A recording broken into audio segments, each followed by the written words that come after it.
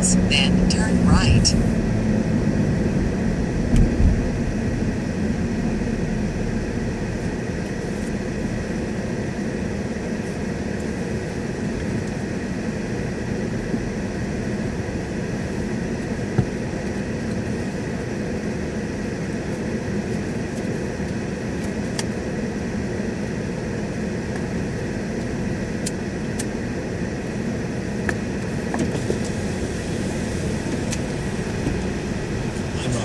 And I'm Audie Cornish. There were ceremonies marking today's anniversary in Normandy and in Washington, D.C. We'll talk with two men who were there on D-Day, what they did and what they remember most. When we first went to the front, like for me, and a lot of them told me, the noise was so great from the fire. The noise of itself overcame any fear of having it.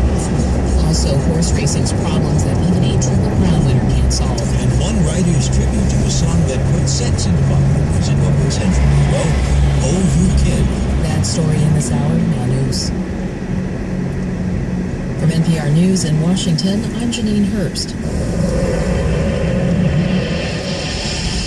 At D-Day ceremonies in France today, F-15s flew in the Missing Man formation, remembering those who died in the battle on Omaha Beach 70 years ago. President Obama, speaking at the Northern American Cemetery and Memorial, says America's commitment to liberty is written in the blood on the beaches of Normandy. With a backdrop of nearly 10,000 white marble tombstones on a bluff overlooking Omaha Beach, the president told the veterans in the audience he's grateful for their service. Thank you. Especially for the generosity that you've shown the Americans who've come here over the generations. To these beaches and to the sacred place of rest for 9,387 Americans. That beach is the site of the most violent fighting in the battle. Russia and the U.S. met at the ministerial level at the Economic Summit in Paris. Jessica Gallagher has more. Speaking on the sidelines of the G7, United States Secretary of State John Kerry and Russian Foreign Minister Sergei Lavrov admitted significant differences between Washington and Moscow could hurt efforts to prevent Ukraine from being a pawn.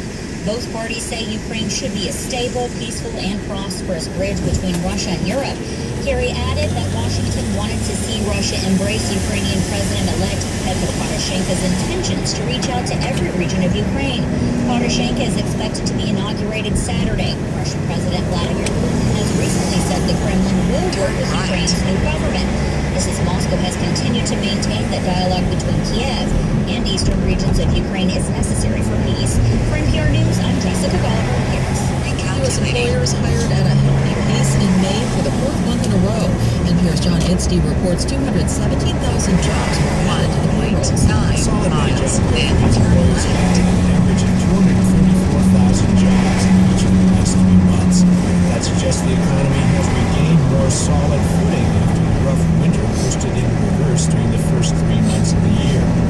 The 217,000 jobs added in May also pass a milestone. It's a record high for U.S. jobs, exceeding the previous high of 138.4 million jobs set in December of 2007, just before the economy took a recession. As for the unemployment rate, it remained unchanged in May at 6.3%. John Edstein, NPR News, Washington. Wall Street was higher by the closing bell. The Dow Jones Industrial average up 88 points at 16,924. The Nasdaq gained 25 points to end the day at 43.21. S&P 500 was up 8 points at 1949 for the Dow and the Nasdaq both up more than 0.5%.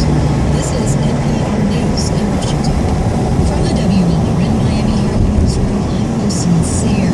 The State Department of Education just released the results for the final Florida Comprehensive Assessment Test, or FCAT. The student measurement exam shows remarkable improvement in reading, and more than half of all kids passed the math portions of the exam. DOE spokesman Joe Frolic says the scores continue an overall trend of improved learning.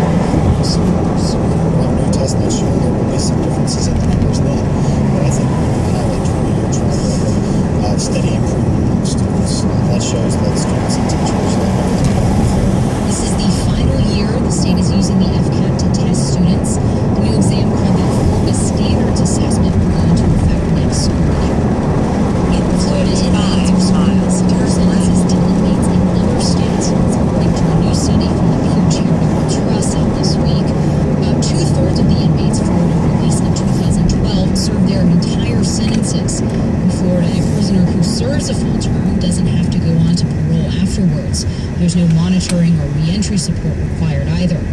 According to the study, prisoners are less likely to commit crimes again when they're supervised after release. But supporters of Florida's current policy say inmates get enough reentry training before they exit prison gates. This is WLRN Miami Herald News. I'm Wilson Sayre. Now back to Andy Wagner. Thank you, Wilson. This is All Things Considered on 91.3 WLRN, South Florida's NPR news station. Thank you for joining us. Support for NPR Newscast is provided by the John S. and James L. Knight Foundation, helping NPR advance journalistic excellence in the digital age.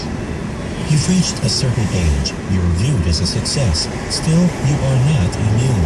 The disease of addiction doesn't discriminate based on age or status. West Palm Beach's Hanley Center is considered a center of excellence for comprehensive addiction treatment and recovery for older adults and baby boomers. Hanley Center for older adult and boomer recovery. Details at 855-718-2233. Hanley Center, Recovery for Life. 855-718-2233.